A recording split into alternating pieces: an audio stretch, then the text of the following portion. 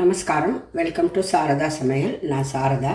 இன்றைக்கி சாரதா சமையலில் நம்ம பார்க்க போகிறது லஞ்ச் பாக்ஸ் வெரைட்டி. இப்போ ஸ்கூல் திறந்தாச்சு, பசங்களுக்கு நம்ம என்ன கொடுத்து அனுப்பலாம் லஞ்சு அப்படி ஒரே யோசனையாக இருக்கும். நான் இன்றைக்கி ரெண்டு விதமான லஞ்ச் பண்ண போகிறேன். ஒன்று நல்ல காரசாரமாக ஆந்திரா ஸ்டைலில் ஒரு எலுமிச்சம்பழ சாதம், இன்னொன்று தேங்காய் சாதம். ரெண்டுமே நம்ம லஞ்ச் பாக்ஸுக்கு கொடுத்து அனுப்பலாம். முதல்ல எலுமிச்சம்பழம் சாதம் பண்ணுறதுக்கு என்னென்ன தேவைன்னு பார்க்கலாம். இந்த எலுமிச்சம்பழ சாதம் ரொம்ப டேஸ்டியாக இருக்கும், ரொம்ப புளிப்பு இருக்காது. இதில் அந்த கடுகோட காரம், தேங்காய், பச்சை மிளகாய் அரைச்சி போட்டால் ரொம்ப நல்லாயிருக்கும். இப்போ இதை அரைக்கிறதுக்கு விழுதல் தண்ணி விடாமல் அரைக்கணும்.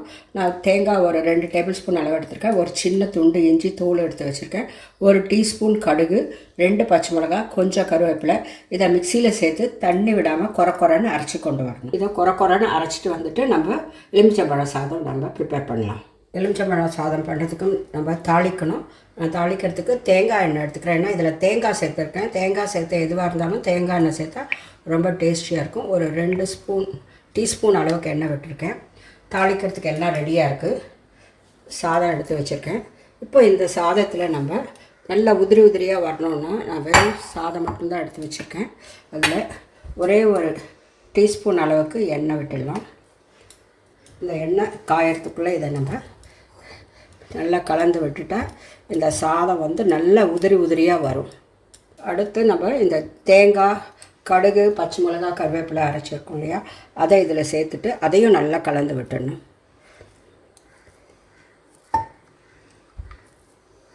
இப்போ இந்த விழுதும் இந்த சாதத்தோடு நல்லா கலந்து விட்டுடலாம். இந்த கடுகு பச்சையாக இருந்தால் தான் அதோட காரம் நல்லாயிருக்கும், ரொம்ப டேஸ்டியாக இருக்கும். ஆந்திராலாம் கடுகு பட்டின நிம்மக்காய புளியோரை அப்படின்னு சொல்லுவாங்க. இப்போ எண்ணெய் காஞ்சி எடுத்து இதில் ஒரு 1/2 ஸ்பூன் அளவு கடுகு சேர்க்கலாம். கடுகு ஒழித்து ஆரம்பிச்சுட்டு கொஞ்சம் ஒரு 1/2 டீஸ்பூன் உளுத்தம்பருப்பு, ஒரு 1/2 டீஸ்பூன் கடலைப்பருப்பு, ஒரே ஒரு மிளகா. ஏன்னா அதில் 2 மிளகா நம்ம அரைச்சிருக்கோம், அதனால் ஒரு மிளகா போதும். பருப்பெல்லாம் நல்லா கோல்டன் ப்ரௌன் ஆகணும்.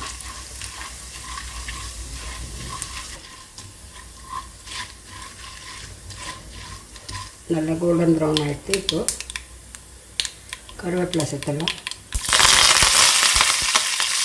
ஸ்டவ் ஆஃப் பண்ணிவிட்டு அந்த சாதத்தெல்லாம் கொட்டணும். இப்போ தாளிச்சது இதில் கொட்டுறதுக்குள்ளே இதில் ஒரு 1/4 ஸ்பூன் அளவுக்கு மஞ்சள் பொடி, ஒரு 1/2 ஸ்பூன் பெருங்காய பொடி சேர்த்துட்டு அதுக்கு மேலே இதை தாளிச்சதை கொட்டணும். அப்போ தான் இந்த பச்சை வாசனைலாம் போகும்.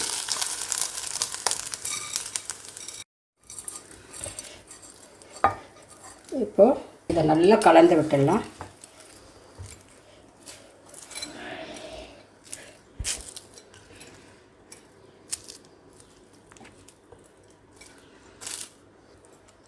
இப்போவே பாருங்கள், சாதம் நல்லா உதிரியாக வந்திருக்கு. இந்த சூடோடு கலந்து விட்டால் அப்போ தான் இந்த மஞ்சள் பொடி இந்த சாதத்தோடு நல்லா கலந்து வரும்.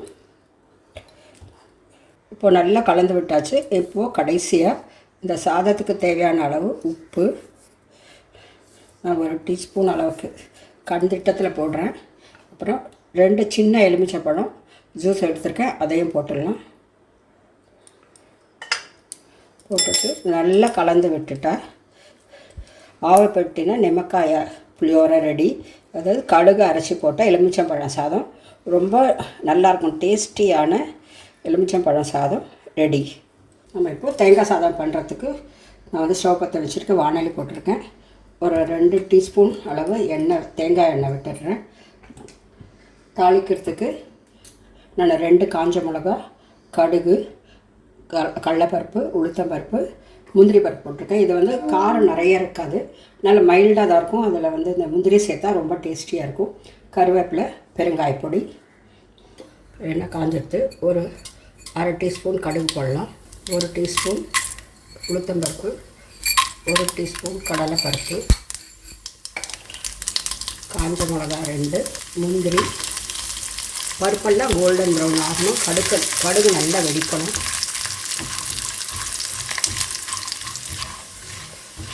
இந்த பருப்பெல்லாம் கோல்டன் ப்ரௌன் ஆனால் நம்ம கடிக்கும்போது நல்லா கடிப்படும், நல்ல ஃப்ளேவர் கொடுக்கும். நம்ம தேங்காய் எண்ணெயில் இதெல்லாம் வறுக்கிறோம். கடுகு வெடிச்சிருச்சு, பருப்பெல்லாம் கூட நல்லா கோல்டன் ப்ரௌன் ஆகிடுச்சு. இந்த ஸ்டேஜில் கருவேப்பிலை சேர்த்துடலாம்.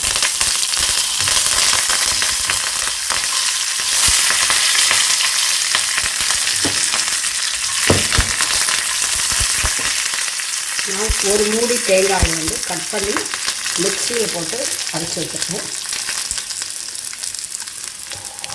தேங்காய் பூ இதை நல்லா நம்ம வாசனை வர வரைக்கும் வறுத்துக்கணும். சப்போஸ் நம்ம இம்மிடியட்டாக இதை வந்து சாப்பிட்டு முடிக்க போகிறோம்னா ரொம்ப நேரம் வதக்க வேண்டாம். அதே பசங்களுக்கு லஞ்சு கொடுக்குறதா இருந்தால் இந்த பச்சை வாசனை போகணும், கொஞ்சம் கலர் மாறணும். அப்போ தான் மத்தியானத்துக்கு கொடுக்கும்போது அது கெட்டு போகாமல் இருக்கும். இல்லாட்டி சரியாக வதக்காட்டே வந்து சாதம் வந்து கெட்டு போய்டும், அதாவது குழண்டு இருக்க மாதிரி இருக்கும் சாதம். ஸோ அதை பார்த்துக்கணும். எல்லாம் கூட நல்லா வதக்கியாச்சு, கலர் கூட மாறி லைட்டாக ப்ரௌன் ஆகிருக்கு. ஸோ இந்த ஸ்டேஜில் இந்த சாதத்துக்கு தேவையான அளவு உப்பு சேர்த்துடலாம். 1 டீஸ்பூன் அளவுக்கு சேர்த்துருக்கேன். 1/2 டீஸ்பூன் அளவுக்கு பெருங்காயப்பொடி. இதை நல்லா கலந்து விட்டுடலாம். இப்போ தேங்காய் நல்லா வதங்கின வாசனை கூட வர ஆரம்பிச்சிடுது. தேங்காய் எண்ணெய் வாசனை, தேங்காய் வாசனை சூப்பராக இருக்குது. இப்போ இதை ஸ்டவ் ஆஃப் பண்ணிவிட்டு இதை வந்து சாதத்தோடு கலந்துடலாம். ஆல்ரெடி சாதத்தில் கொஞ்சமாக 1 டீஸ்பூன் தேங்காய் எண்ணெய் விட்டு நல்லா கலந்து விட்டுருக்கேன். இப்போ இதை வந்து சாதத்தோடு சேர்க்கும்போது சாதம் நல்லா உதிரி உதிரியாக வந்துடும். வேணும்னா நம்ம இதுலேயும் போட்டுக்கலாம், இல்லாட்டி சாதத்தில் வதக்கின தேங்காயை சேர்த்து நல்லா கலந்து விட்டுடணும்.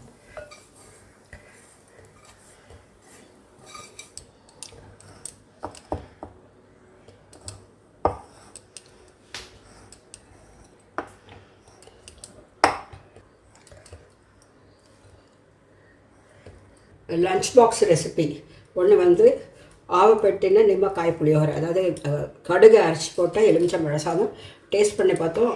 அமேசிங்காக இருந்தது, ரொம்ப நல்லாயிருக்கு, எல்லாருக்கும் ரொம்ப பிடிக்கும். அந்த புளிப்பு, கடுகோட காரம், இஞ்சி, பச்சை மிளகாய், தேங்காய் அரைச்சி போட்டது ஒரு நல்ல ஃப்ளேவர் கொடுத்துருக்கு. அடுத்து வந்து தேங்காய் சாதம், ஜென்ரலாக எல்லோரும் பண்ணுற தேங்காய் சாதம் தான். இது வந்து தேங்காய் எண்ணெய் பண்ணதுனால இன்னும் கொஞ்சம் ரொம்ப நல்லாயிருக்கு. நம்ம பசங்களுக்கு லஞ்சுக்கு கொடுக்குறதா இருந்தால் இந்த 2 சாதமுமே நல்லா ஆற வச்சுட்டு கொடுக்கணும். தேங்காய் சேர்த்துருக்கோம், அதனால் அது சீக்கிரமாக கெட்டு போகிற சான்சஸ் இருக்குது. அதனால் ஆற விட்டு பேக் பண்ணால் ரொம்ப நல்லாயிருக்கும். இந்த சாதம் நம்ம வந்து கெஸ்ட் வந்தாலும் பண்ணலாம். நம்ம பண்டிகைனா ஒரு கலந்த சாதம் பண்ணுவோம், அப்போவும் வந்து இந்த சாதம் பண்ணலாம், ரொம்ப டேஸ்டியாக இருக்கும். இது கூட நம்ம வந்து வத்தல் வடம் இல்லாட்டி ஏதாவது ஃப்ரைட் வெஜிடபிள்ஸ் வச்சு சாப்பிட்டா ரொம்ப நல்லாயிருக்கும். இந்த வீடியோ உங்களுக்கு பிடிச்சிருக்குன்னு நினைக்கிறேன். பிடிச்சிருந்தால் மறக்காமல் லைக் பண்ணுங்கள், கமெண்ட் பண்ணுங்கள். இந்த வீடியோ உங்கள் ஃப்ரெண்ட்ஸ் அண்ட் ரிலேட்டிவ்ஸ்க்கு ஷேர் பண்ணுங்கள். சாரதா சமையலுக்கு இது வரைக்கும் சப்ஸ்கிரைப் பண்ணாதவங்க சப்ஸ்கிரைப் பண்ணி பக்கத்தில் இருக்கிற பெல் பட்டன் அழுத்துங்க. நான் வீடியோ போடும்போதெல்லாம் உங்களுக்கு நோட்டிஃபிகேஷன் வந்துடும். நன்றி, வணக்கம்.